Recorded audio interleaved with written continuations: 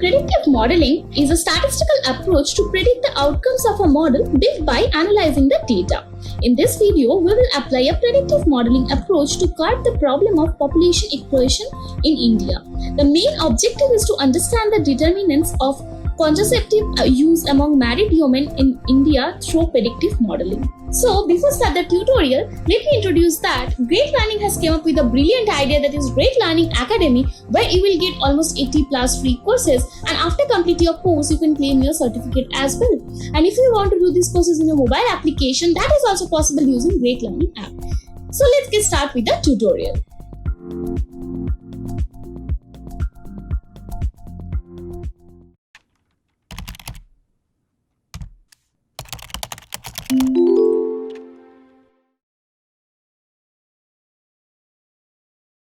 How data science is helping the government of India. So this is the government of India. I will be talking about the government of India data set.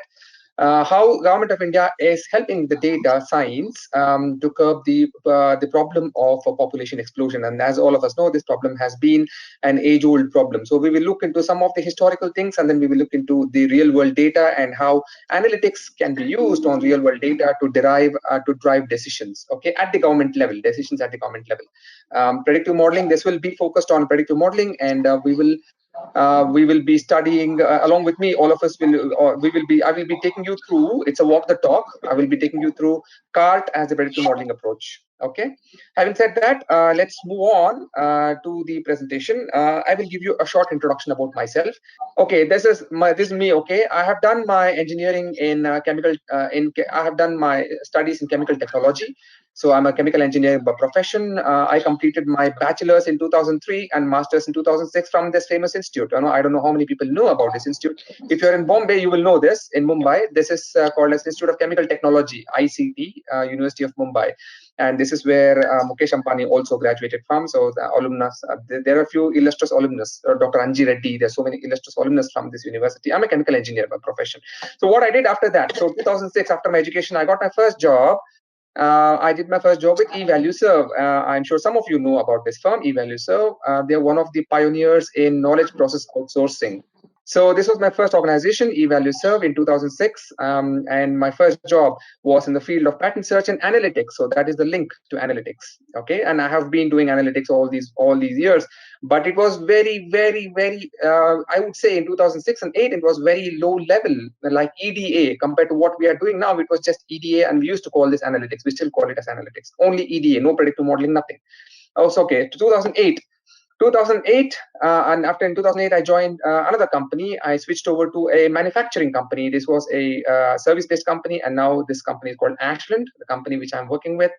It's a out-and-out chemical manufacturing company. This is my current role. I'm still working as a patent analytics professional, though I also do a few other things as well. But I've stayed close to my education throughout my life. Okay, so what is the objective? Let's get back to the objective of the session, what we will be discussing today. Okay, there are two companies. Okay, this was a project executed for an external firm. Okay, what is this firm? This firm is called as USAID. This project came from this firm, and this is the world's premier international development agency. Okay, when you say international development, it is not a private firm. It's a public-private partnership kind of a firm, and it is in the field of sociology. Okay, USAID is the name of the firm, and this firm has multiple projects. Okay, and they have multiple projects, and they are spread across the globe. Hence, they are also available in India. And there is a program called as SHOPS Plus, Sustainable Health Outcome. Okay, this is Sustainable Health Outcome. As the name suggests, what does this program do? It helps in catalyzing public-private engagement to improve health outcomes in family planning. Okay, to improve health outcomes in family planning. That's what we're talking about. Population control. How do you control population? It's through family planning. What is the objective, the grand objective of the project, which is the grand objective for us today, is to understand the determinants of contraceptive use among married women in India through predictive modeling. Because you're talking about population explosion, you're talking about population control. When we talk about these terminologies, there has to be a response variable. There has to be a Y variable. What is that Y variable? A Y variable for us today is contraceptive prevalence rate. What is this? It means simply percentage of married women using contraceptives. It's a simple metric. If you know the percentage of married women who are using contraceptives, you know what is the usage level of contraceptive in the country, and therefore you will know how the country is progressing in terms of its population control measures. And this is a universally accepted metric. This is not a metric which is created for this project, which was created by the client. This is a universally accepted metric. If you open World Health Organization website or United Nations website, you will clearly see for population control, countries report CPR on annual or biannual or once in 5 years basis regularly for monitoring and benchmarking. So this is a commonly used, widely accepted, internationally standardized indicator. Okay, this is the response variable for our study today. All right. So we're talking about the population. Let's look at a little bit of history about Indian population. Okay, it's important to know what happened in the past because that gives us the context to what we are studying now, today, the session today. Everything is after independence. Okay, after independence, things have been tracked by the government of India, and this is the population rate. And this population rate, it was close to 400,000. Okay, 400 million. This was close to 400 million in 1950s, and now, as of yesterday, I think as of yesterday, before yesterday, we are like 1.38 billion. Okay, we are 1.38 billion is the population. So this is the typical curve. This is actually the real curve. Okay, this is the real curve joining the data points, and this is the population growth of India. What it tells us? It tells us many things. First of all, we are world number 2 in rank. Okay, we rank world number 2, but that is in population after China. I don't know if any country would like to have that kind of a ranking. Okay, China is 1.45 billion and we are 1.38 billion. It's only a matter of time before we touch 1.45 billion. It's a matter of few years. It might happen very soon.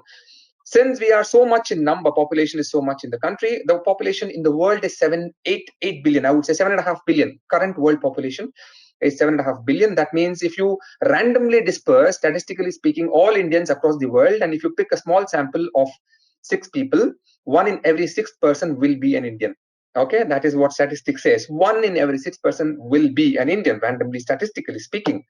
What is the people density? This is the problem, people density. When you have a smaller area, what is the area? Area is only 3 lakh square kilometer.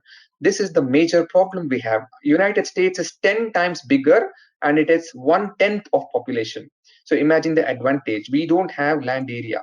But then problem is because of population, the density is very high, close to 500 per square kilometer. You can imagine that. That's why you see so many high rises, so many apartments in cities, simply because we don't have the space.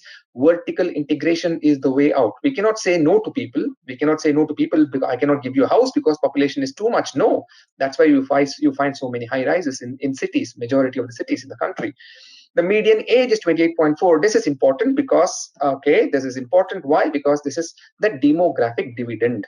All of you must have heard about this called as demographic dividend. What is this demographic dividend? When you have a large population with a significantly younger age, that means these youngsters have the potential to work in organizations or work in the sectors, in the industries. They have the potential to generate income, which in turn they have the potential to make savings or invest in securities and bonds, and you can make multiple investments. That means the government is able to generate revenues. The government economy depends on people. Of course, Indian economy depends on people, and that is because we have a demographic dividend, which is very good. This is the saving grace. It's not that the population of country is very aging. We are still a very, very young population, predominantly young population. But then there is a problem, which is the population growth. And then the growth, if the growth exceeds a certain level, then there is a huge pressure on the resources. The problem is it's not the age, it's not the area, it is the resources, because the resources itself is controlled by the area. How much of agriculture can you have? It depends on the area, right? That's the problem. Therefore, the problem of population control comes up all the time. It's not a new thing at all. Okay. Now, having said that, this curve is very interesting. So what does this curve say? This curve is nothing but the logistic sigmoidal curve. Some of you have already seen this kind of a curve. Some of you, all of you, remaining of you will be seeing this kind of a curve when you do logistic regression. This is kind of a logistic curve, but we call it in sociology as the growth model. This is the growth model. What does this have? It can be distinguished by 3 different regions. The region before this partition here is called as the initial phase, which is a very slow phase of population growth. Okay, this is the very slow phase of population growth. Then you have something called as the middle phase. This is the phase where there is exponential population growth. Exponential, with every unit change in x, y changes exponentially. Therefore, this is the exponential phase of growth, dangerous phase of growth. And then at the end, you will have a plateau, which is a stationary phase. Because government takes a lot of measures, it doesn't increase and increase exponentially. At some point of time, it starts flattening out and becomes a stationary phase. And ultimately, it will go down to very low levels, almost equal to the zero rate increase. Okay, so this is what the population growth is all about. There is a lag phase, there is an exponential phase, and then there is a stationary phase. What is more interesting for us today is to know why there is a point in this curve. Very interestingly, there's a point, mathematically speaking, there's a point in this curve called as point of inflection. Point of inflection. What does this point say? If you take dy by dx, which is nothing but if you take the rate of increase, if you take the rate of increase of population right up to this point, the central point of sigmoidal curve, the rate is increasing, increasing, increasing. And after this point, the rate is decreasing, decreasing, decreasing. That's why this point is called as the point of inflection. If you draw a graph of rate of increase versus time, it will be like an inverted bell. It will be like a bell. It will be like a bell shaped, your sigma, your normal distribution curve. It will be like your normal distribution curve. That is the point of inflection. Okay, why am I talking about the point of inflection? There is a policy intervention in population. When I say policy, population has to be driven by policy. No matter what the individuals think about, at the end of the day, there are policy measures, and China has very strict measures. India does not have those strict measures. Luckily, we are a democracy. But then look at the population growth. That's what I said, the inverted, the bell-shaped curve. The inverted curve is happening. It's already happened for India. Lucky. What happened here? That there are three stages here. There is actually initially growth. This is the exponential phase of growth. Okay, this is the exponential phase of growth, and then here is the point of inflection, and then it is kind of a stable phase for this is like every 5 years, 10 years.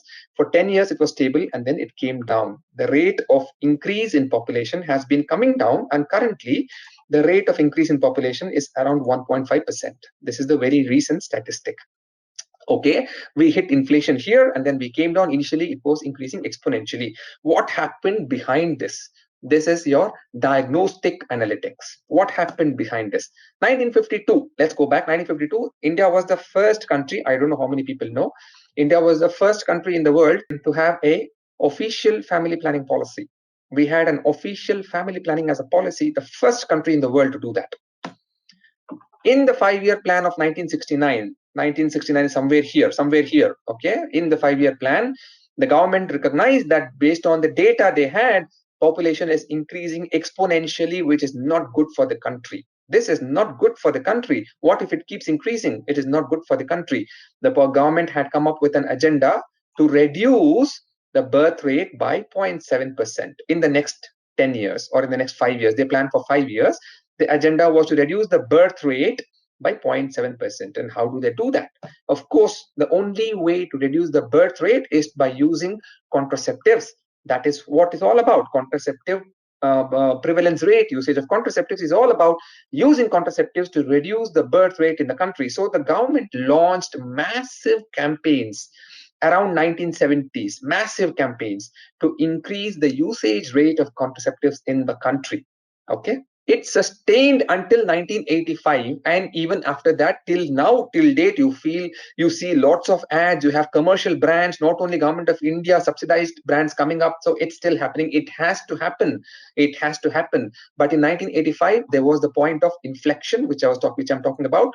1985 was when it started decreasing. Before 1985, it was all increasing. There was a marginal drop here. But 1985, it took like from 1970, when government was very firm on reducing the birth rate, up to 1985, when the population actually started decreasing. So 15 years of sustained campaigning and effort and policy by the Government of India, point of inflection reached in 15 years. Then what? The fascinating story of Nirod. Let's talk about the first ever commercial condom, which was released in India, right? It was called as Nirod. And Nirod is a common household name in all the states, in districts, in villages, because of this massive campaign by the government. 1970 to 1985, the growth rate, population growth rate had to come down. It had to hit a plateau. Inflection point had to be reached. Therefore, there is a story to it. There's a story. What is the story? The name. The story is nothing but Nirodh, the famous condom from India. The famous condom from India, Nirodh. What is the story? Let's look at it. In 1968, the government says they have a massive campaign. They want to have a policy. They want to reduce the birth rate by 0.7% in the next 5 years or so. And then they release the campaign on, there is no social media in 1970. Everything is a television, or it's like an advertisement in hospitals, or it is like a radio advertisement, etc., etc. The population was 470 million. And what was the number of condoms available? Was only 1 million. Where on earth can you have 1 million condoms satisfying? Let's say among 470, half of them are married. They are of the age of, they are in the reproductive age. There is no way 1 million condoms are going to satisfy the requirements to reduce the birth rate in a large proportion of population that has a reproductive age. That's a massive problem. That's a massive problem. What does the government do? The government says, okay, depending on whatever we have, let's say we only have 1 million condoms with us, okay, for supply. Let's price it at 25 paise. It was priced at 25 paise. Okay, 25 paise, it seems to us now that it is very cheap, but then convert it to 2019 using inflation, it is 10 rupees. As of now, 10 rupees per condom is expensive. Imagine in 1968. It is very expensive, relatively speaking. Affordability was a major problem. This policy by the government was never going to take off if this was the pricing, 25 paise per condom. What did the government do? Great universities in India, great institutes in India, Indian Institute of Management, a great institute in India. What does it do? I think it's Ahmedabad. I don't know which institute, but then I think they all came together. The board of directors of Indian Institute of Management, they came together and they recommend that India import condoms and sell them at 5 paise. They say, I don't know what the government does. They recommend to the government that by hook or crook, you sell it at 5 paise. At current price, it will be 2 rupees. That means it is damn cheap. It's less than the price of 100 grams of chilies. Okay, sell it at 5 paise, you subsidize it. If you want population to be controlled, you subsidize it and sell it at 5 paise. There is no way you can sell it as 25 paise. This was a major case study. Okay, then what? 400, India says, okay, government of India procures 400 million condoms, imports from Japan and South Korea. All right, great. What happens? Brand Nirodh was born. They brand these all 400 million condoms as Nirodh, not as any Japanese or South Korean name. They rebrand it as one term, which is synonymous with the government of India name given to the condom as Nirodh. What happens next? 1969, in 1 year, this is 1968, okay, 1 million. In 1969, eyes open, and then Hindustan Latex, the famous company Hindustan Latex, it is still manufacturing condoms. They manufacture 150 million condoms in just 1 year. From 1 million, we have our own production, 150 million. In 1975, the next 5-year plan, they are 300 million, almost doubling it.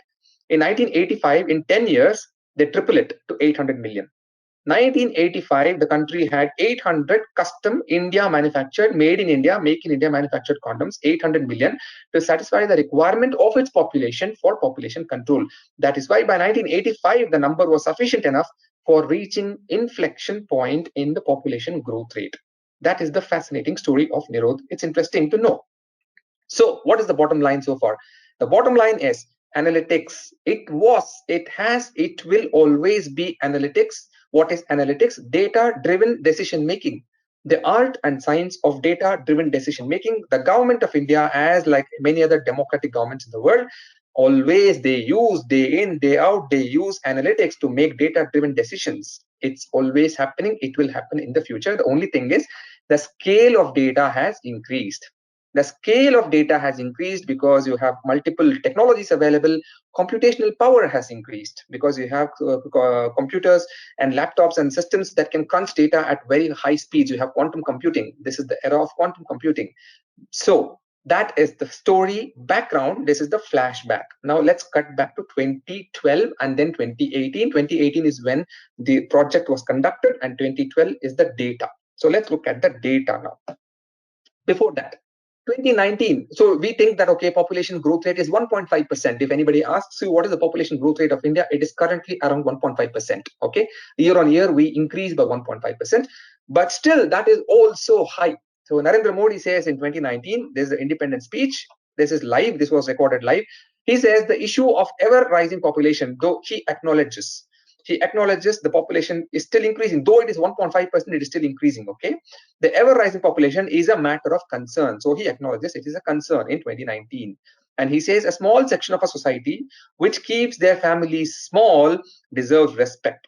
So he says, you keep your family small, Chota Parivar, Sukhi Parivar, all those andolans, all those programs are linked to your population control. And he says those families deserve respect. And he says, finally, central and state government should launch measures to deal with the issue.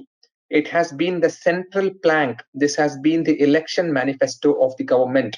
For a responsible government, this has to be an election manifesto to reduce the population control, but it happens only with the cooperation of its population. It cannot be done by the government like China. In India, we need cooperation by the population. And we are talking about Indian population as a whole. I'm not talking about population of Gurgaon or Mumbai or Delhi or Mumbai, Hyderabad or Bangalore. We are talking about country as a whole. This country has 70% of the country stays in villages.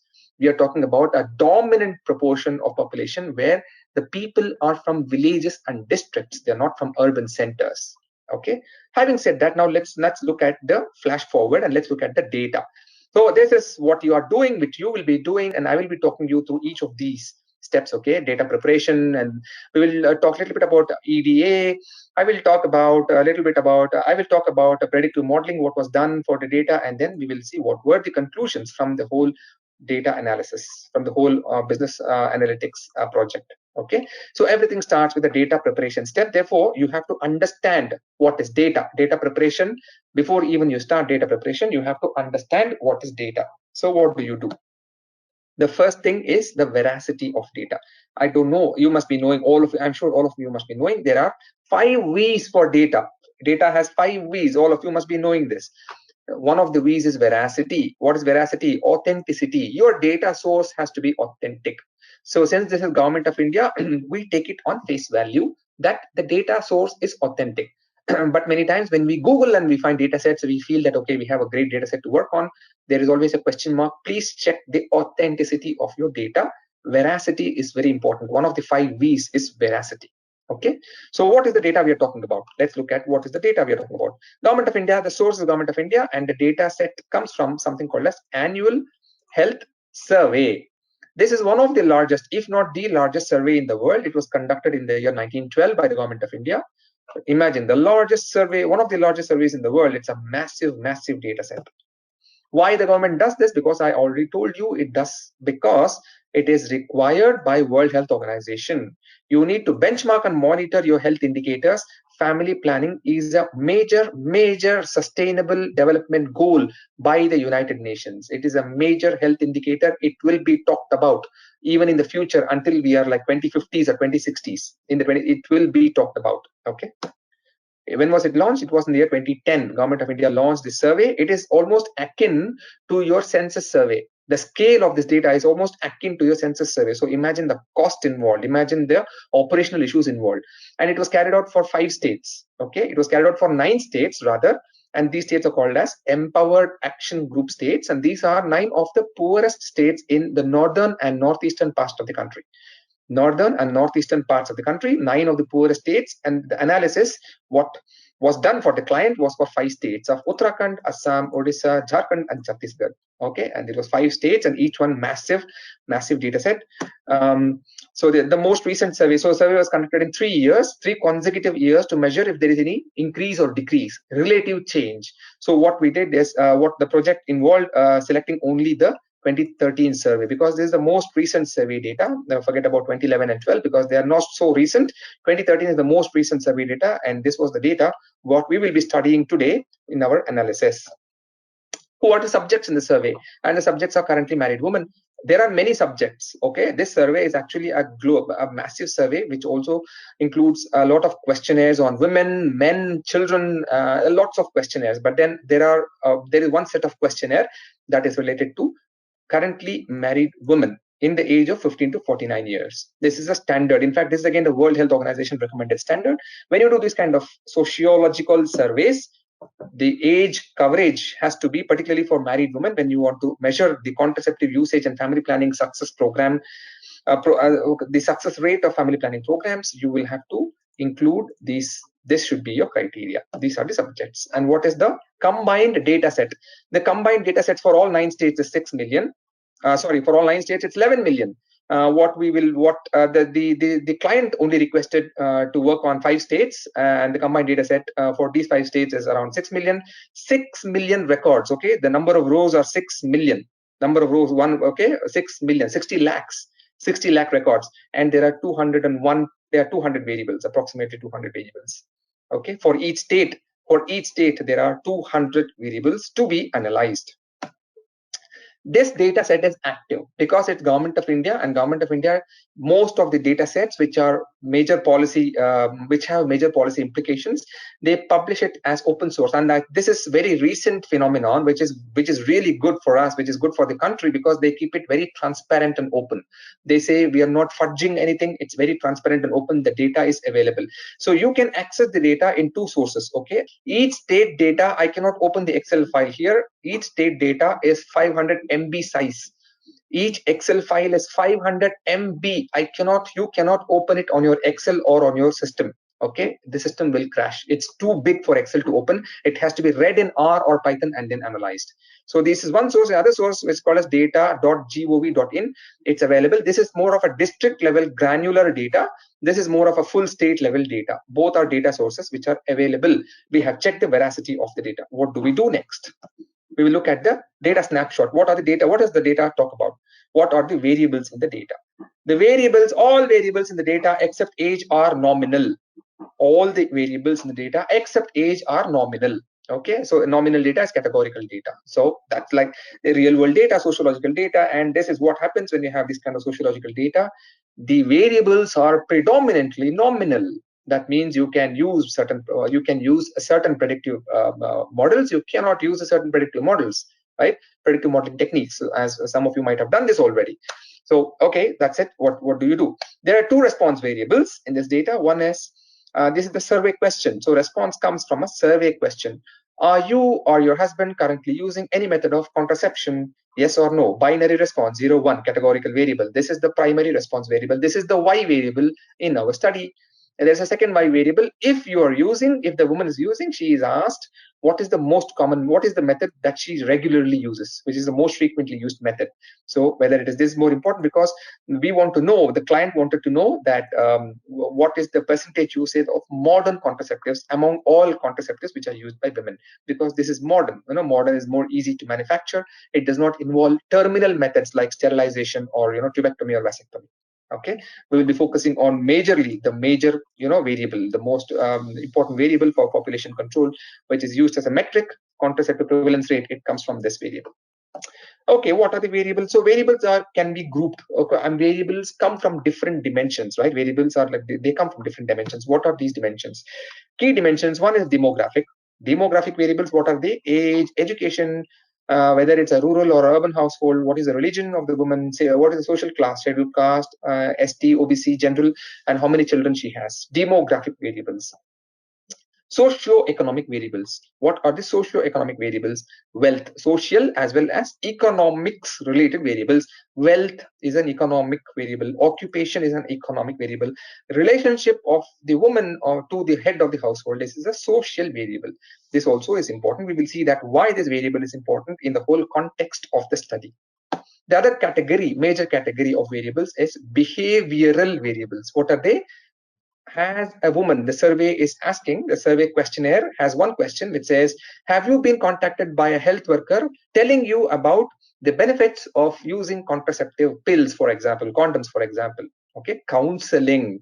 Have you been counseled? Are you aware that there is a method of contraception? Awareness. What is the duration of your use of a contraceptive? These are behavioral variables. It's a different dimension of variables. And you also have market variables in this kind of data, which is the sources of contraceptive. The survey questionnaire is asking the woman, where are you obtaining the contraceptives from? So ultimately, it boils down to business. Contraceptives, as we already saw from the case of Nirod, ultimately it boils down to manufacturing and selling something. All this grand exercise comes down to manufacturing and selling something. So what is the market for contraceptives? So these are the kind of variables that you will find in this data set.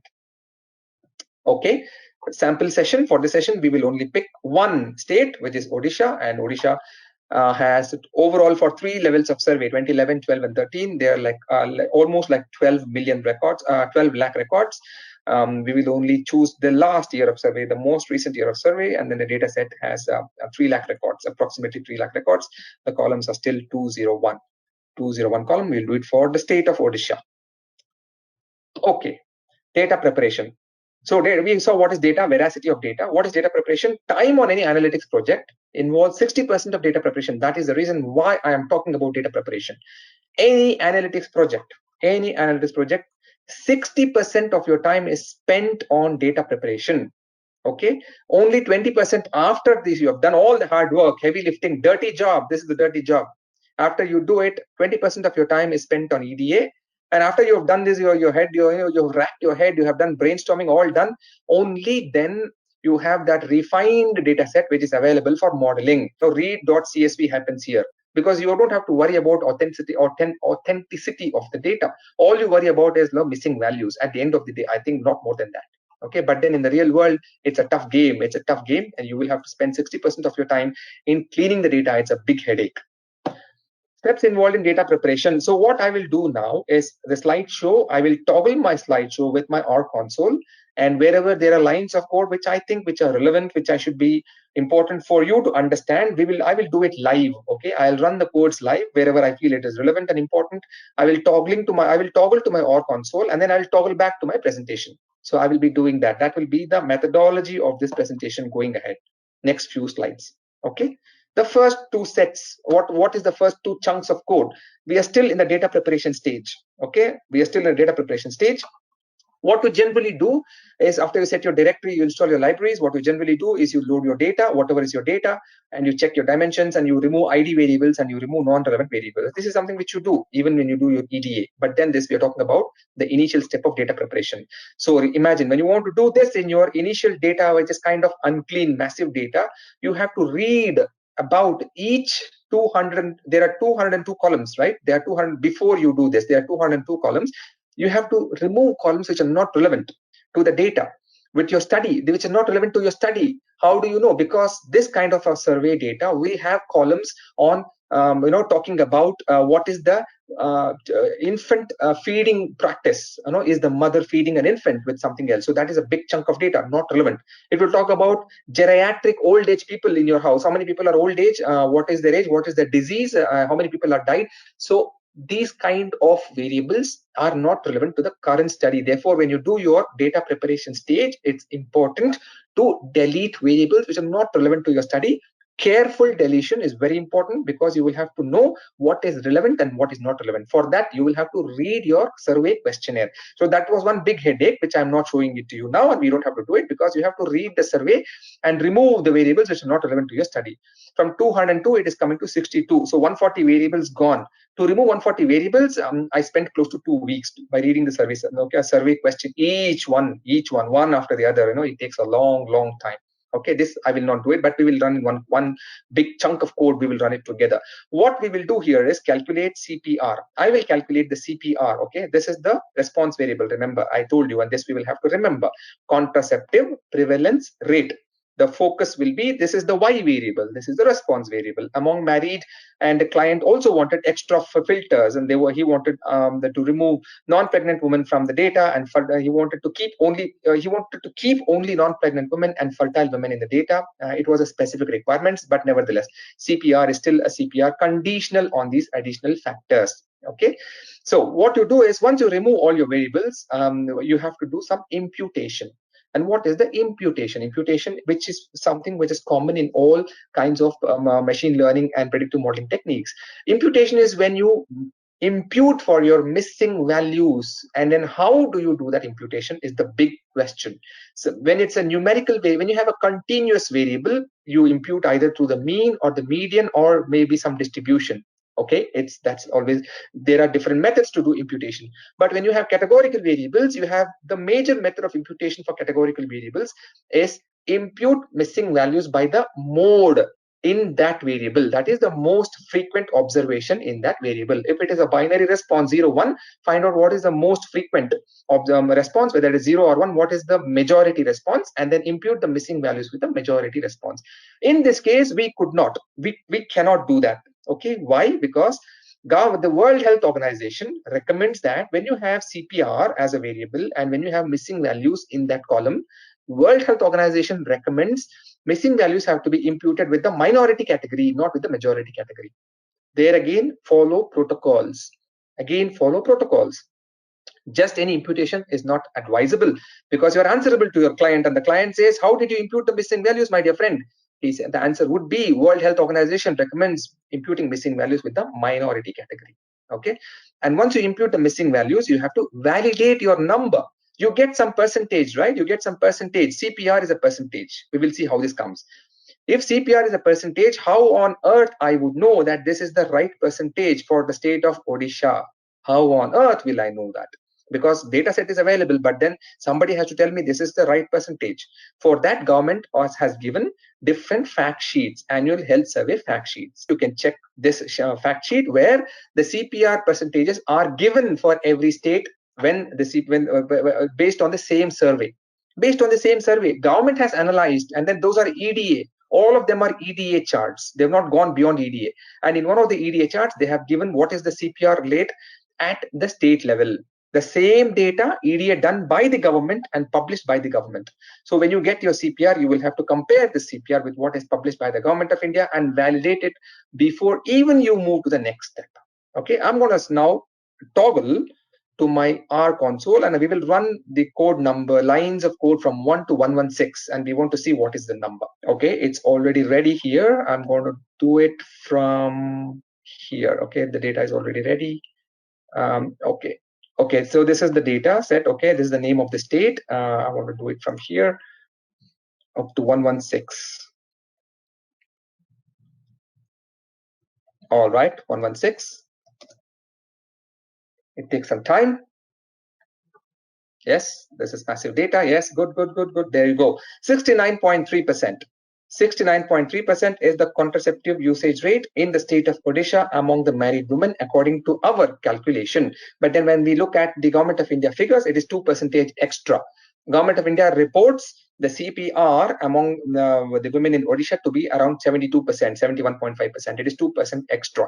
When there was a discussion with the client that, okay, this is what we see, that when we calculate the CPR value according to the data set, we are getting one figure. What the government is telling us is a different figure. What do we do? And the answer comes from the answer comes from the client, that the client knows why the Government of India levels are higher. It's because the imputation method is not what we use. The government uses an imputation method which is different. Maybe they imputed with the mode, not with the minority category. But then the World Health Organization, the client says, you stick to what the World Health Organization says.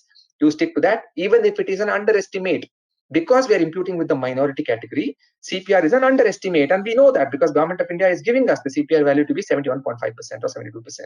Okay, we are good to go. And then the client says, good, we are good to go. Okay, the data is ready and you have everything with you now. You have cleaned your data to an extent, and let's go and let's start doing the real work. Okay, I'm going to toggle back. Okay, so this is what it is. The story says, okay, this is the state level CPR, 69.3%. Okay, and what would be the next step in the data preparation? So next step is remove all other non-relevant variables. So there were further non-relevant variables that I had to remove from the data, and that we will not do it in this chunk. We will do it together here. What's more important is recoding. Okay, so okay, now what's the next major step? What we have done so far? What we have done so far is we have done some data cleaning. We have removed all redundant variables, ID variables, by looking at the survey questionnaires, and then we arrived at like 60 columns, 60 variables. Then what we did is the key response variable, calculate what is the contraceptive prevalence rate in the state of Odisha, and then validate that with the Government of India provided figure. And it sounds like it matches, though it is 2% less, and we know why it is less. Then what is the next step? The next step is the major step. When you do categorical variables, you have to recode the variables, because there are multiple levels in your categorical data. For example, look at this education. Okay, education can be multiple levels. In the survey data, it gives you illiterate, first standard pass, second standard pass, third standard pass, fourth, fifth, sixth, seventh. So it is like multiple levels of education. Similarly, number of children, 0, 1, 2, 3, 4, 5, 6, 7, 7 plus. Multiple levels, multiple factor levels of number of children. Similarly for religion, similarly for social status. So what you have to do is consult with the client and come up with an optimum reclassification. That is called as recoding. You don't want so many factor levels in your data. You want logical, systematic analysis of these variables by clubbing them into broader levels. That is called as recoding. So what we will do here is we'll take one example of recoding for age. I will show you the histogram, how age was recoded into 5-year intervals. Okay, age is a discrete numerical variable. I had to recode this into a 5-year recode that to have multiple age categories, and each category has a 5-year interval in it. Okay, so there are 7 intervals, and then I will show you one more for occupation. Okay, the EDA. So from there comes the EDA. Once you have this, once you have recoded, then from there you can start up with the EDA. So I'll show you this one here, and then we will stop at occupation in between, line number 266. We will do a small EDA, a crisp EDA, and then I will do the remaining, I'll just run the remaining columns without going further into the EDA. Okay, first is 137, then is 266. I will toggle 137 and 266. Let's do first up to 137. Right, okay, this is the age. This is what I said. Look at this, the age categories, 15 to 19, 20. This is like 5-year interval. Each is a 5-year interval, and then you have the percentages of women in each category. This is the percentage of women in each age category, and as we know that the majority of them belong in the middle age. This is the demographic dividend we're talking about, 22%. Middle age, this is the majority, and it's like a normal distribution. Only natural phenomenon give you normal distribution. Okay, normal distribution is not found anywhere outside nature. This is nature. Population, age is nature. It's natural. You take the sample population, unless it's an aging population because of extreme population control measures like Japan, it will be normally distributed. Okay, this is done. What I said is we want to look at up to line number 266. Let's see. I want to do this up to 266, and there is something interesting which we have to look at.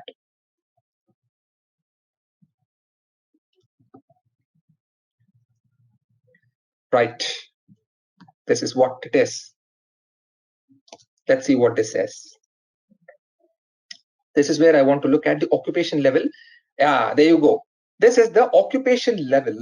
This is the occupation level distribution of women in the data. This is what it says. Okay, this is what it says. So what it says, sample proportion by occupation. After recoding, it's like homemaker. Okay, these are like homemakers, wonderful homemakers in the country. 77% in these states. 77% expected, because you won't expect many women to be working in these states, but then they do have their own professions. What are they? There are some agricultural wage laborers. 13%. Agriculture, India is an agricultural country. Okay, 13% of women are employed. Okay, very good. There are some self-employed women also. This is good to know. There are some self-employed women also. 2% salaried employees. Okay, good to know. 5% others, which is 0.8%. Oh, this is the distribution. What is more important when you do your EDA? And this is a common, I think this is a common confusion when people do EDA, when you want to see the levels of your response variable across different categories. One mistake what people do, what students generally do, what I've realized is they distribute 0.69, which is the state level proportion across the 5 states. That should not be the case. You cannot distribute CPR across the 5 states. Rather, you would want to know across the 5 categories. Rather, you would want to know what is the CPR in each category. This is what is recommended. This is what you should be doing. This is what we are doing. We should be doing. Okay, you should know. We should be knowing. We should be knowing what is the CPR level in each of the occupation category. That is what gives me an insight. Okay, and look at this. Insight says 74% is the CPR, which is the highest among self-employed. Okay, this is intuition. This is intuition. You know, if a woman, for example, is self-employed, that means she has financial resources. That means she is probably educated. Probably she has financial resources. Probably she has good control over decision making. Therefore, it looks like this is justified that that woman, that proportion of women, will have a high usage rate of contraceptive. Absolutely acceptable. Yes. Then comes salaried employees. Acceptable, because again, salary means they are employed, means they are educated, means they are aware, means they can make decision. Okay, good. This is, see, I'm only one table 5 points in EDA. Okay, homemaker, the third highest is homemaker, which is very good. Being a homemaker, a woman is still having the state level CPR, which is very good for Odisha. But in wage laborers, it's very low. This is a problem. Wage laborers, agricultural wage laborers, this is the target population for us. This is very low. Okay, but then this is what, if this is your EDA, there is one major concern here. You will have to look at what is the problem with these proportions. They are very low. If you're concerned with 74% as the highest CPR, and you report it as this is the highest CPR without telling your client that the percentage population is only 2% in this category, you are missing on a major point. Why? Because this is insignificant. This proportion is just insignificant. This is just insignificant. What you will have to focus on is the significant proportion, anything greater than 5%. This is a significant proportion. Salaried employees, okay, I'll focus on this, I'll focus on this, I'll focus on this. Though 74% is the highest, I cannot even focus on this category because the number of women, the percentage of women in this category in Odisha is lower than 5%, which is insignificant. That is the key EDA analysis when you do it in your projects. And this is what we did. This is what the client requested. This was the client request. Okay, what is the insight? I mean, client will never ask you what you want to, what you should be doing. You know, EDA is your own insight. That is the value addition in your project. That's how you add value in your project. So that was one example. Now I'm going to run the rest of the codes until 336, where every single recoded categorical variable was converted and EDA was done. Now you have to accept on face value EDA was done. Let's not go further into EDA. I'm going to run codes up to 336.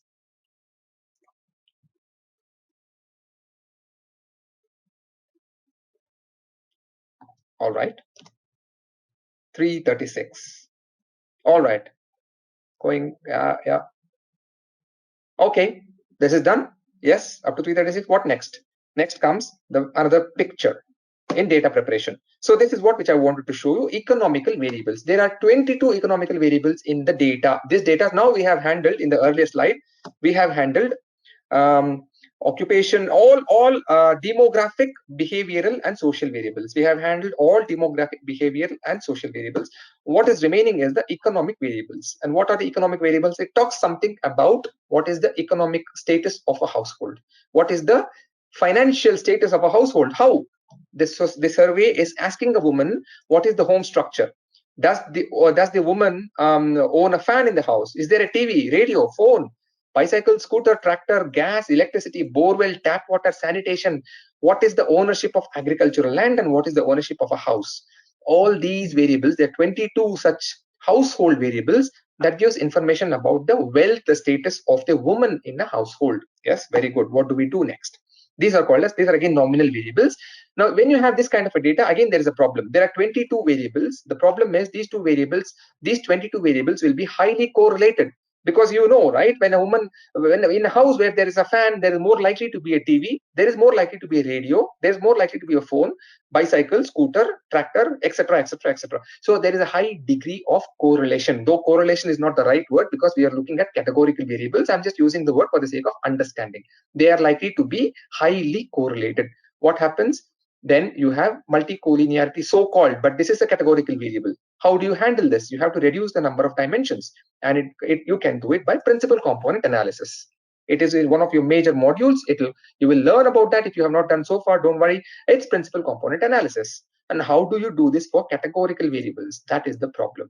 So for categorical variables, Government of India has recommended that you readjust the response levels, because response is 0 1 0 1 0 1. Okay, you readjust the response levels by weights which are other than 1. Then you make them as numerical variables. Once you have 22 numerical variables, you calculate principal components, you extract principal components, and then you will know which is the major principal component. That will be your number one variable, which will substitute for your 22 household variables. Dimensional reduction by principal component analysis. Okay, so 338 to 482. I want to run this lines of code. No insight here. I just want to run it before we start. Okay, 338 to 482. It's going to be quick. Okay, there's nothing big here. So that we are on the same page. 482. The recoding ends at 482 for household Okay. Okay, this is for the household related variables. See, it's recoding all those 22 variables with a different numerical figure. The last one is more important. If you have, this is the weight which is given by the government of India, depending on, okay, this is okay, it's done. Yeah, this one, 149, 250, 770, blah blah blah. This is when there is land. This gets the highest weightage. When the household has a land, because they have agricultural land, we are talking about women in, we are talking about women who are in villages. Okay, when there is a land with women, then the weightage increases dramatically. That's what it says. Okay. Okay, 482 done. What next? Then you have missing value analysis. This one we will do it in one chunk. Okay, what is this? Check for variables with missing values. Okay, there are some missing values, and drop all variables where greater than 50% are missing values, because they are not giving you any insight. If any variable is having more than 50% of missing values, it is not giving me any insight. So I'm going to drop those variables. And then variables which are less than 50%, okay, I will not drop them. I will replace them with what is called as a new factor level. By doing this, I am not deleting my data. I can replace my variables with a new factor level called as no response. All missing values will be imputed with no response without deleting data. That means I am able to maintain the structure of my data with imputation, no drop or no loss in information. These variables are redundant. These variables will be gone.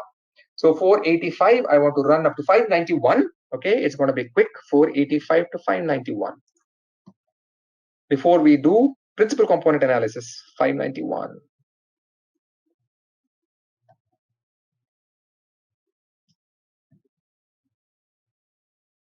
Yeah, sorry.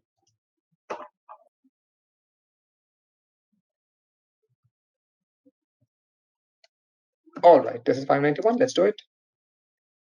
Okay, so missing values have been removed. That is the most important thing, is missing values have been removed, and then some of them have been converted to a new factor level.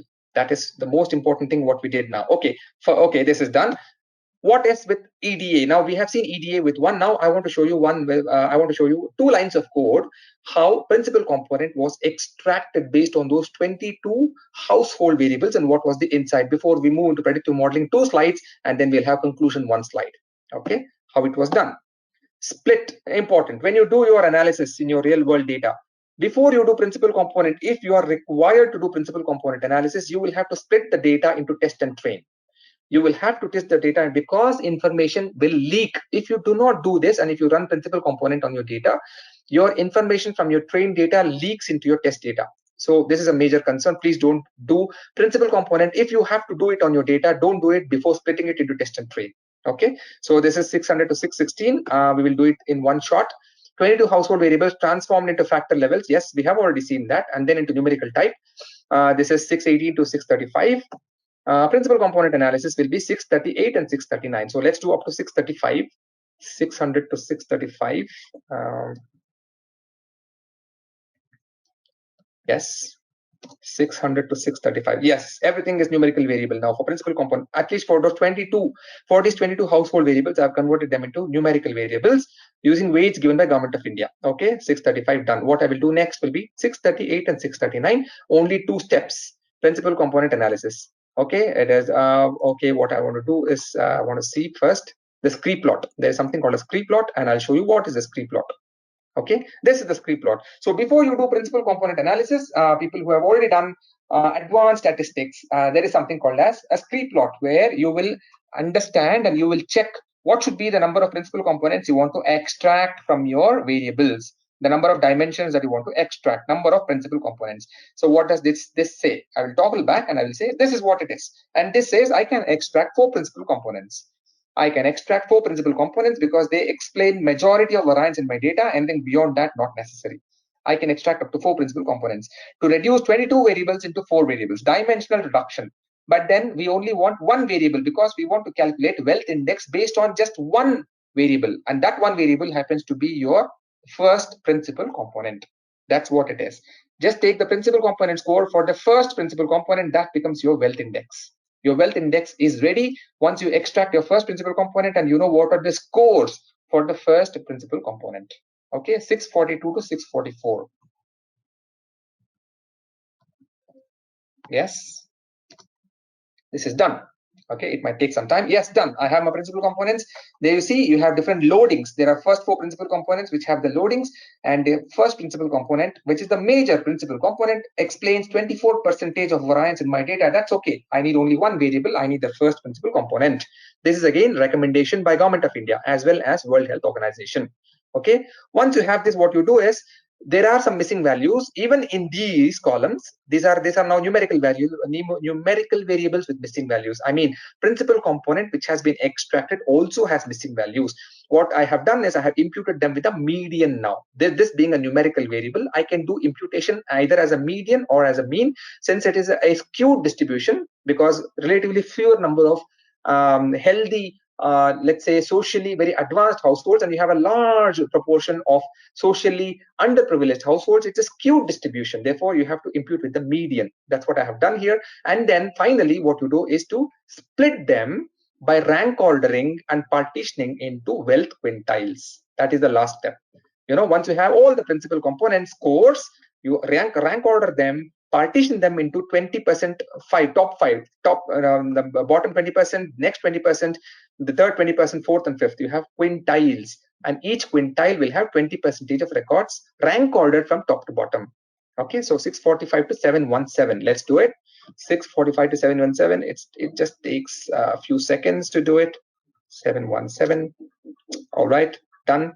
717. So principal component analysis followed by extraction of the scores and then creating the wealth quintiles. So the last column which I have in my data is called as the asset bin, which is nothing but the wealth quintile. Asset is the wealth and bin is the quintile, and I have 5 levels of wealth quintile: 1, 2, 3, 4, 5.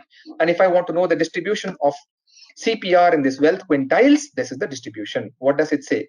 The distribution says that the CPR is the lowest in the least economical group. So this is the least economical group. This is the social, we are looking at the wealth index, right?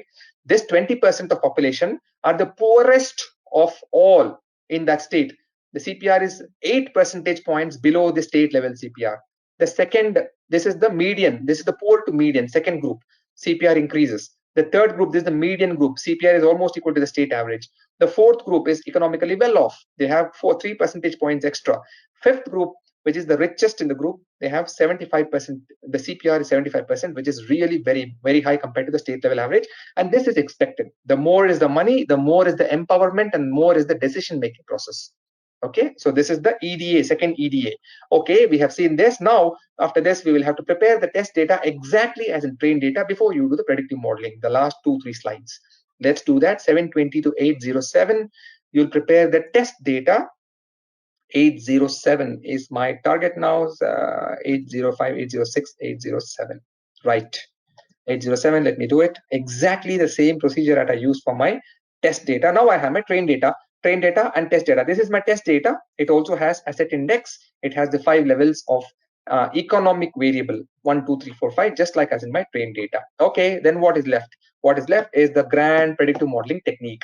Predictive modeling is, there are many models, but when you use only pure play categorical data, you can do logistic regression or you can do CART. When you have pure play categorical data, the client wanted us to do CART simply because CART is a non-parametric technique. It's a non-parametric technique. It does not have any underlying assumptions. He said, okay, let's do CART. Okay, what is the CART? We have to work on CART. We have to create a decision tree, and the data set has 200. Now we have 24 variables. After doing all the data preparation, we have 24 variables in the data. Response variable is what we know. Construct the full tree. People who have done CART will appreciate this. You construct a full tree with penalty 0. It's overgrown tree. Okay, using some parameters like min split and the k-fold cross validation. Then what you do is, after you have built the full tree, because penalty is 0, it is a overfitting tree. The tree will be overfitting on your data. You will have to prune the tree. Okay, this is called as pruning parameter, and then you reduce the overfitting by doing it. And depending on that, once you prune the tree, each state will have multiple leaf nodes. Each state will have multiple leaf nodes, and 9, Assam had the least, and Jharkhand had the highest number of leaf nodes. And we will do it quickly for Odisha, and we will see what are the lines. Okay, full tree 811 to 822. So we will do up to 830. Okay, how do you prune the tree? These are all a part of your syllabus, don't worry. So the way it works is, you see where is the cross validation error the minimum, and you pick that. So let's do this, 811 to 822 first. Let's do this, 811 to 822. 821 rather. Okay, I'm running the tree. It takes a few seconds. I have a good system. It takes a few seconds because it's massive data. It's still like 3 lakh records. It will take some time until it gives you the tree output. But the tree output will tell you that since it's a fully grown tree, okay, it's a fully grown tree where we are not giving any kind of penalty on the tree growth. So it will give you a fully grown tree with lots and lots of leaf nodes. And at some point of time, you will have to cut or prune. Pruning is nothing but cutting your tree to a level where you feel, okay, it is sufficient. I don't want a tree beyond that. So this is what the tree is all about, and it has given you the full tree, and the number of splits are 49. It's a very, very deep tree. So but the way you prune it is, when you do it in your modules, you will know how to do it, is to pick the cross-validation error where it is the minimum. And for that, you will have to run the plot CP. This is the plot CP chart, and here the cross-validation error on the x-axis, it's like the minimum somewhere here, at the 21st or 22nd split. So you will choose that CP value, and then you will prune it. You will prune it by choosing that value, and you will get what is called as a pruned tree. I'm going to run it. Pruned tree. Brilliant. Pruned tree. Now I have from 48, from 49 splits, I have pruned it. Now it's the tree is half size, almost less than half size. What is more important in my tree is to look at the output. What are the variables which are used in tree construction? What are the variables used in tree construction? Interestingly, age is a key variable. Asset index is a key variable. Awareness is a variable. Awareness about methods of contraception is a variable. Counseling is a major variable.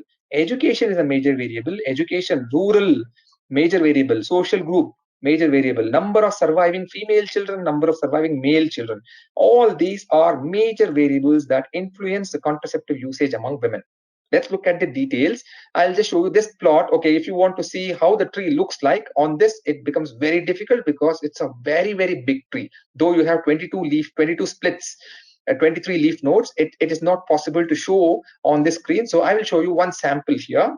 Okay. Before that, prune tree. Okay, we have already seen the prune tree. This is how it looks like. Let's say for Uttarakhand, Jharkhand, it's for Odisha, Uttarakhand, they're very similar. So it's like I had to recreate this for the client because the tree that is the output of R is not very legible. I had to recreate it, doing it manually. This is how it looks like. There is a node, there is a split, and then based on the split, based on the Gini, coefficient, and then the Gini reduction in impurity, there is a leaf node, and then ultimately there is a child node, and then leaf node, terminal leaf nodes, and all this is a part of your syllabus. You don't have to worry about this. So this is the beautiful tree with all those major variables shown as variables of interest. For us, what is more important? What are the insights? We already saw last two slides. We already saw what are the key insights.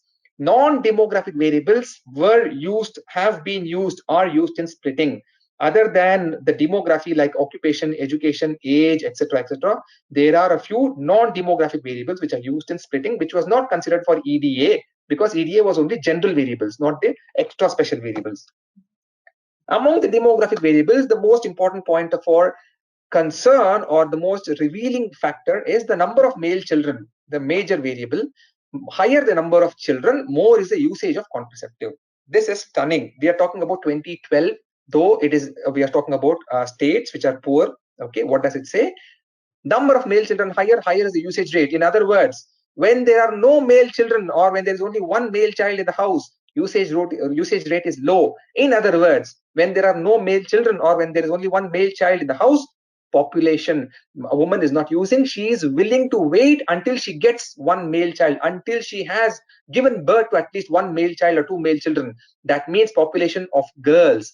Population is increasing because she is not having a boy, she is having girls. She keeps giving birth until she gets the boy. That means there is a preference. Even in 2012, in villages, in all these states, there is a high preference for male children. This is not the case in cities. This is the case. One of the major problem with demographics is continued preference for male children. What is another major variable? Inside social variable, relationship of the woman to the head of the household. If the woman is the wife of the household, okay, that means the household is the leader and she is the wife, she has a higher control. CPR is higher. She is using more methods of contraception. She is keeping her family size under control because she is the wife. But then if she becomes the daughter-in-law, that means it's a joint family. She is no longer under control. She is pressurized to have more children. That is another insight. Family structure makes a big difference. Behavioral, even further insight. Counseling makes a big difference. If a woman is not counseled, CPR usage is less. That means population is more and she has more children in the household. Counseling is a major variable. Counseling about menstrual hygiene, about your infections, HIV, AIDS, etc., about the usage of contraceptives. Okay, state-wise, another insight. Relative importance of variables were different at the state level. Another major insight. Relative importance of variables were different. Each state had had a different tree. That's what we saw. Different leaf nodes each state had a different number of leaf nodes. Each state had a different tree structure. State-wise, it is different. Accuracy was the highest for Assam and lowest for Chhattisgarh, but these accuracies are very high. I'm not even talking about sensitivity. That will be even higher because response rate is majority. Accuracies are very high. Okay, this model gives you very high accuracies. For Odisha, it was like 75.5%. I don't have to run that. You take it on face value. I can do that. 837 to 845. Let's quickly do that. It's the last piece of code. 835. Okay, let's do it. The last piece of code. Let's see what is there. Okay, 75.5% is the accuracy. Sensitivity is 93%. Okay, great. Okay, so accuracy is good. So the model is doing a great job. The client is satisfied. The model is doing a great job. All the key insights is what is the takeaway for the client. So client comes back to us after this and he asks us one more question. Okay, this is great. Okay, we know now we will have to create more awareness. There is an awareness element, there is a counseling element involved. How do they do that? It has to come from the government, and we will see that in the recommendation. Okay, these are the key outcome from this report. Now the client comes back to us and he says, MCPR, do a study for MCPR, and then you say, among the women who are using the contraceptives, okay, now you know what is the usage rate. Now filter out all women who are not using it, take only those women who are using contraceptives, and then check what is the source. This is the marketing variable for us. Check what is the source and give us the distribution. Brilliant. So these are the sources of usage of sources for contraceptives for women in these 5 states. You have tertiary health centers. This is by the government of India. They have a hierarchical structure. You have tertiary healthcare. This is in the villages. You have primary healthcare in the districts. Anganwadi, which is door-to-door delivery. Private hospitals in the cities. And then there are 2 variables which the woman says, I'm not getting it from here, but I'm getting it from my husband. I'm getting it from the pharmacy shops. And then there are others also, which is like insignificant. And then you see the dependency of women from in all the 5 states. Majority of women in all the states depend on husbands. Majority here, majority here, majority here, majority here, majority here. Major problem. Women are not empowered. They are dependent on their husbands for contraceptives. They do not make the decisions. Of course, it's a joint, it's a family. A woman and a man and a woman has to be, involved in making key decisions about the family size. But here, woman is completely dependent on husband.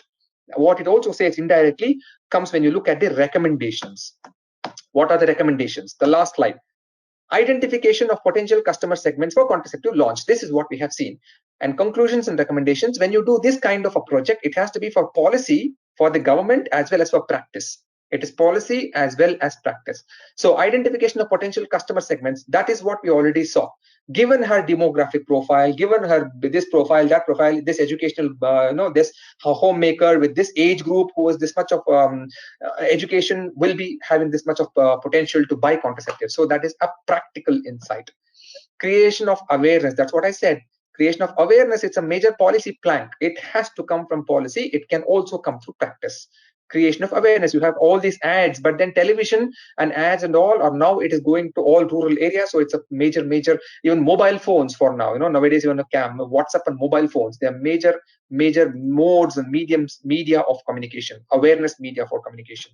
Okay, continued preference for male children. That's what we saw. Beti Padhao, government of India, Modi has launched it. Beti Padhao.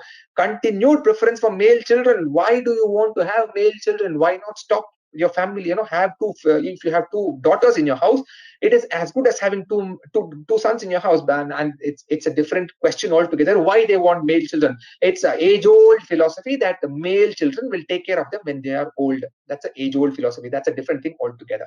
But that is a policy thing. That's a policy thing.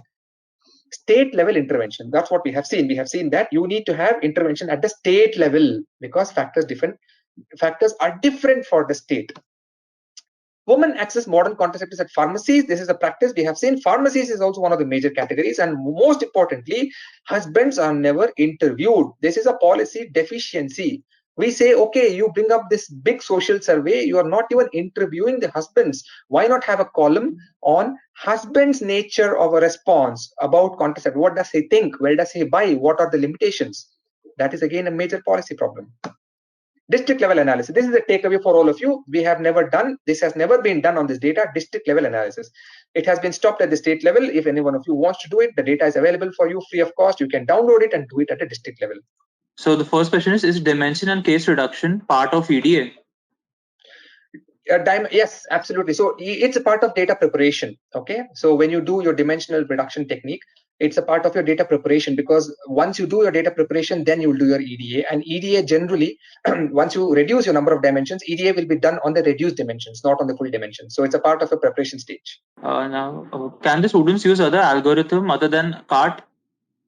Yes, you can use CART, you can use logistic regression, you can use naive Bayes algorithm. Of course, naive Bayes also can be used, but then naive Bayes is a machine learning technique. It will not give you any insight in terms of what are the major what is the sensitivity of the variable to your response variable, etc. So the answer is you can use CART, you can use logistic regression, you can use naive Bayes, and all these are for categorical variables. Your response variable is categorical.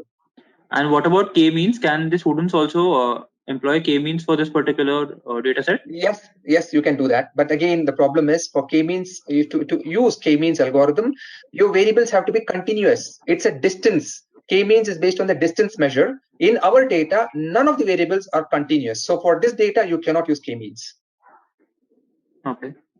So one of the questions is, what did you actually mean by minority category for imputation? Okay, so minority category for imputation is like, let's say you have a denominator. So let me do this. Okay, so there is a denominator. Okay, women using. Let's say you have women using contraceptive in the numerator, and the denominator you have women using, right? And you have women not using, right? You have women who are, sorry for my handwriting, women who are not using in the denominator. This is the CPR, right? So we have seen that the percentage or number of women who are using, this is the majority category.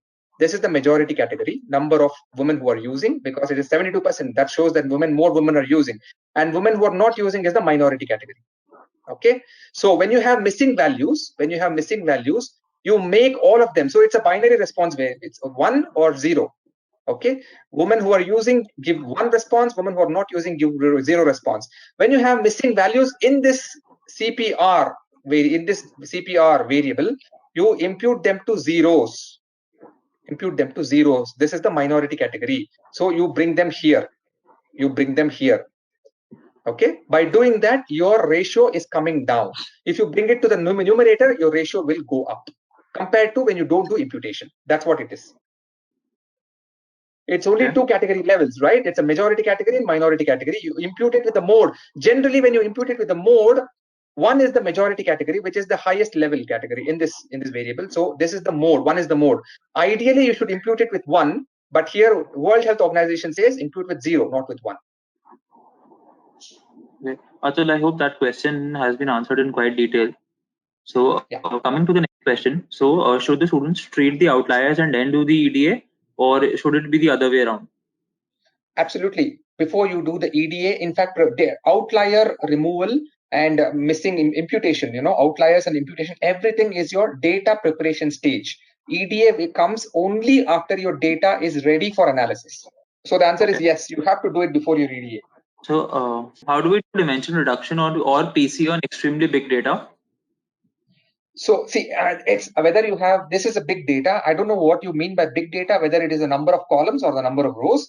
This is a big data because you have very large number of rows. Okay, and if you have like these many number of rows, the method is the same. Whether you have 20 columns and 5 lakh rows, or whether you have 500 columns and 1 crore rows, your method of analysis will be the same. The algorithm is the same. Dimensional reduction you do either by PCA or factor analysis. The execution time, what is matters. If you have a small data, execution time is very quick. If you have a big data, execution time becomes very slow. So then coming to the next question. So why would one want to use non-parametric algorithm against parametric? So it's a choice. The client requested us. The client was actually, they felt like it gives more insights. It's a choice. Parametric algorithm has one limitation of all parametric algorithms is they have inherent assumptions about the data.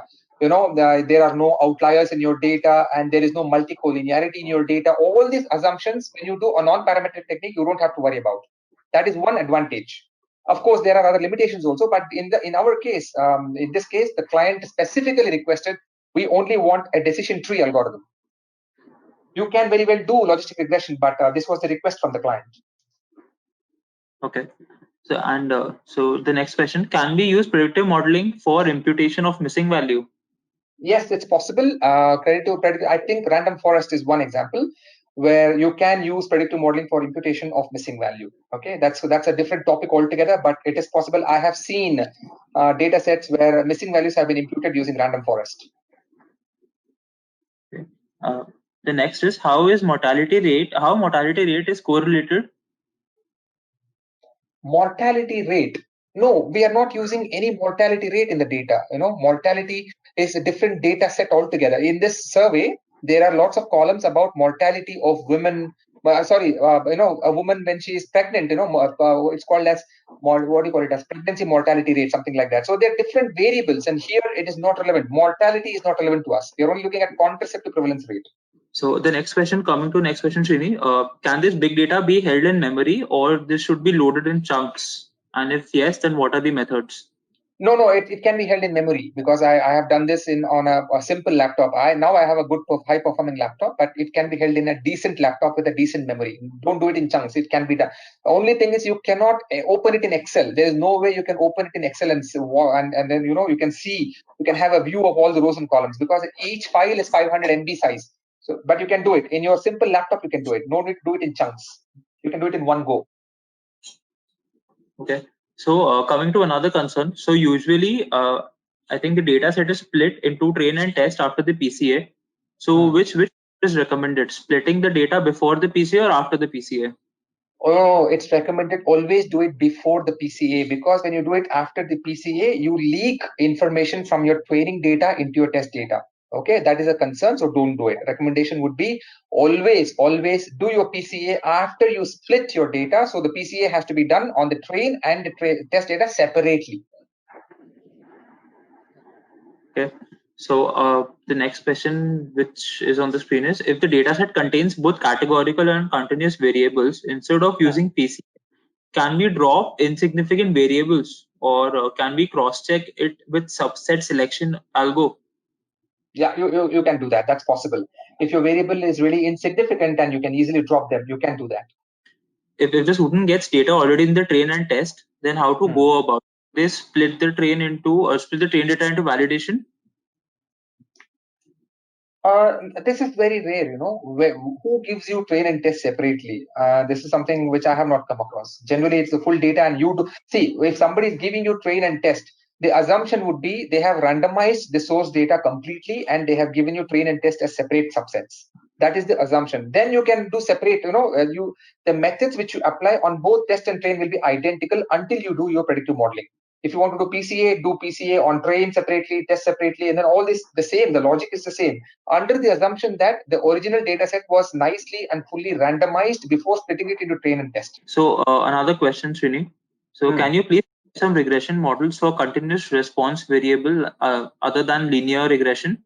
Yes, all these modules will be taught to you. If you have continuous response variables, you can use multiple techniques. In fact, you can also use regression tree. Now what we have used a classification tree. You can use multiple linear regression, which is OLS regression. You can also use regression tree algorithm. Of course, you can do that. You can use random forest. You can do that. You have so many techniques which you can use. You can use linear discriminant analysis. So it depends on what is your variable structure. Okay. Right. So another question I think that we have is how to do modeling on volume data which one cannot accommodate in the memory. I don't know really. This is something which, because see, this data we were able to do it on my laptop. I know the most recent configuration, but I have done the same analysis on my earlier laptop, which is not so recent. Okay, it was like 5 years old laptop. It was possible, but it takes some time. The execution of the code takes some time. You have to wait for analysis, because I remember CART algorithm running on my old laptop, the output, I used to get the output in roughly 2.5 minutes. Okay, 2.5 minutes was the waiting time. Loading the data loading the data, I think it used to take anywhere from 15 to 20 minutes. The original data set, the Excel CSV data set, just loading it on my old laptop, it took from 15 to 20 minutes. After that, everything is smooth. And then when I started running the predictive model, I had to wait for 2.5 to 3 minutes to get the output. So that it's not a problem. You don't have to. I don't think the current laptops are so underperforming, no matter what is your data, unless you're talking about a very, very big data like crores of records. Let's say 50 crores, 100 crore records. That is something which I really don't know, whether you will be able to do it on the laptop or not. That is a big question which I don't know. That is a technical question. So can mode be used to balance this data? I mean, how is it different from the method using imputing with mode values? See, imputing with, that's what I said. This is exactly the same question which you are asking. It's like it depends on what is the objective and what are the recommendations. And in this data, this being a sociological data, the recommendation is impute with the minority category, not the mode. But generally accepted is, if you have a categorical variable, you will impute with the mode accepted. That is generally accepted. But then you have to see what is the percentage level of missing values. When you have missing values, or when you have outliers which are less than 10%, you are on the safe side to impute it with the mode or median. Or when it's a numerical variable, it's a median. When it's a categorical variable, it's a mode. When you have missing values greater than 10%, it becomes a big question. So in our case, what we did is missing values greater than 10%, we imputed, we converted them into a new category level, no response. By doing that, you maintain your data structure. In this video, we have talked about what is predictive modeling. How can you use predictive modeling to solve your problem? I hope you liked the video, and as well, please do let us know in the comment section what you feel about this whole tutorial. And before complete the tutorial, let me introduce that Great Learning has come up with a brilliant idea, that is Great Learning Academy, where you will get almost 80 plus free courses, and after completing your course you can claim your certificate as well. And if you want to do these courses in your mobile application, that is also possible using Great Learning app. Thank you so much.